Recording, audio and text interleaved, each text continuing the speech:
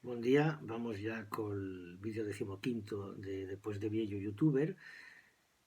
que trata el estándar para la BAU que dice sintetiza en un esquema las grandes fases de la guerra desde un punto de vista militar. Bien, como aquí un esquema no lo podemos hacer porque no voy a ponerme a escaraballar la pantalla, pues lo que voy a dar un breve resumen, es un poco esquemático para que hagáis el resumen, el esquema en casa.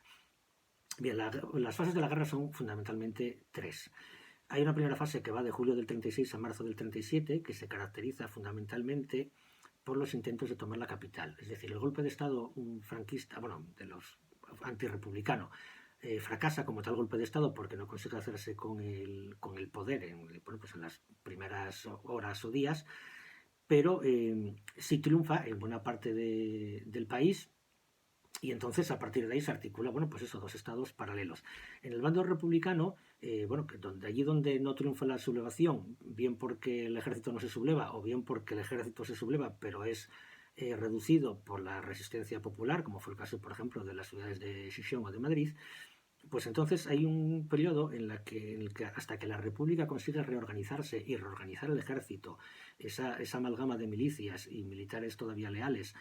pues se articula en un nuevo ejército republicano, pues en ese periodo las tropas sublevadas pues consiguen avances militares bastante sustanciales, que se centran fundamentalmente en tomar Madrid, tomar la capital, porque entienden que eso sería el golpe de gracia a la República. Hay que tener en cuenta que cuando empieza la sublevación, pues el general Mola consigue controlar toda la meseta norte, Galicia, Navarra y buena parte del Valle del Ebro, mientras que Queipo de Llano, ayudado por el ejército de África, consigue conquistar Andalucía y después, al conquistar Extremadura, consiguen enlazar territorialmente con el ejército, digamos, con los ejércitos de Mola. Y a partir de ahí se centran los ataques sobre la ciudad de Madrid. Ataques que llegan a ser tan virulentos que parece inminente en el otoño del 36 que Madrid acabe cayendo, hasta el punto de que en noviembre el gobierno republicano traslada la capital de la República de Madrid a Valencia, cosa que, como podéis suponer, supone un golpe muy duro para la población madrileña, que aún así va a resistir contra todo pronóstico de forma realmente heroica los intentos de los franquistas de tomar la capital. Eh, Durante el invierno del 36-37 es un momento bastante decisivo en la guerra, que además al final se va a saldar con la victoria momentánea de las tropas republicanas cuando consiguen derrotar a las tropas franquistas básicamente en dos batallas fundamentales, el frente de Jarama y la batalla de Guadalajara. Una vez derrotadas las tropas franquistas en su intento de tomar Madrid rápidamente, pues entramos ya a partir de abril del 37 en una segunda fase de la guerra. Franco decide que ya no es tan importante tomar Madrid, básicamente porque no puede, y que entonces lo que habrá que centrarse es en conquistar la zona norte para acceder a la industria vasca y asturiana. Por lo tanto, a partir de ese momento, a partir de la primavera, se inicia la ofensiva del norte. Y entonces en la ofensiva del norte lo que va a ir es cayendo un poco como si fueran aquellos piezas del dominó, va cayendo Guipúzcoa, luego va cayendo Vizcaya, luego va cayendo Cantabria y luego ya al final la última que acaba cayendo y Asturias, que, como recordáis, habíamos comentado como el gobierno asturiano de Asturias y León, presidido por Guillermino Tomás, había llegado incluso a declararse soberano porque entendía que el gobierno republicano no le daba órdenes que no podía cumplir o porque entendía que no estaba haciendo lo que tenía que hacer para garantizar la defensa de la zona norte. Bien, el caso es que, bueno, ahora mismo me dio la cosa y la guerra acabó como en Asturias, bueno, pues con la derrota, ¿no? Con la derrota de la República. Una vez cerrado el frente norte,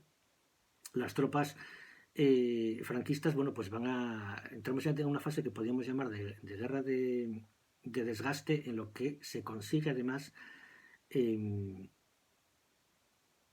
eh, Vamos a decir, será una guerra no exactamente de trincheras, pero algo parecido. Entonces la República va a contraatacar con una ofensiva muy dura sobre la ciudad de Teruel, que consigue conquistar en diciembre del 37 a costa de graves pérdidas para acabar perdiéndola muy pocos meses después. Entonces, a partir de ahí en los meses siguientes se va a dar la última gran ofensiva republicana, que es la batalla del Ebro, que consiste básicamente pues, en el intento de barrer al ejército, de alguna forma, pues ampliar el frente desde Cataluña intentando empujar a los franquistas hacia el interior de la meseta. Esa ofensiva fracasa y ese fracaso sella de alguna forma la suerte de la República, porque además coincide con un contexto internacional complicado. Como la política del gobierno Negrín era básicamente aguantar y resistir hasta enlazar con la que ellos creían inminente guerra mundial que se avecinaba entre las potencias, bueno, básicamente Francia y Gran Bretaña y Alemania nazi y sus aliados, pues al final el pacto de Múnich, que se da en 1938, que condena a muerte a Checoslovaquia con la bendición de Francia y Gran Bretaña, supone también una condena a muerte a la República Española, porque ahí sí que, derrotado el ejército republicano en la batalla del Ebro y al mismo tiempo perdida la esperanza de que la guerra mundial se desencadene de forma inminente, la idea de resistir hasta enlazar con la guerra se hace cada vez más cuesta arriba hacia una república cada vez militarmente más agotada. Por lo tanto, claro, ya en febrero de 1939 cae Barcelona y en unas pocas semanas el resto de Cataluña. Por lo tanto, al final, el final está prácticamente cantado. La República solamente le queda en su poder lo que ya ahora, bueno, pues el País Valenciano, Murcia, Castilla la Nueva y Madrid. Y el golpe de Casado, en marzo del 39, pues supone ya la puntilla. Ese golpe de Estado que da una parte del ejército apoyada pues por un sector del PSOE opuesto a Juan Negrín y por la CNT. Repito, supone definitivamente la puntilla a la República, con intento bastante inocente de tener una rendición pactada con las tropas franquistas, que los franquistas no estaban dispuestos a admitir porque estaban ganando la guerra y por lo tanto no necesitaban negociar absolutamente nada. Por lo tanto, el 1 de abril de 1939 se pone fin oficialmente a la guerra civil. Hasta aquí y que vos preste.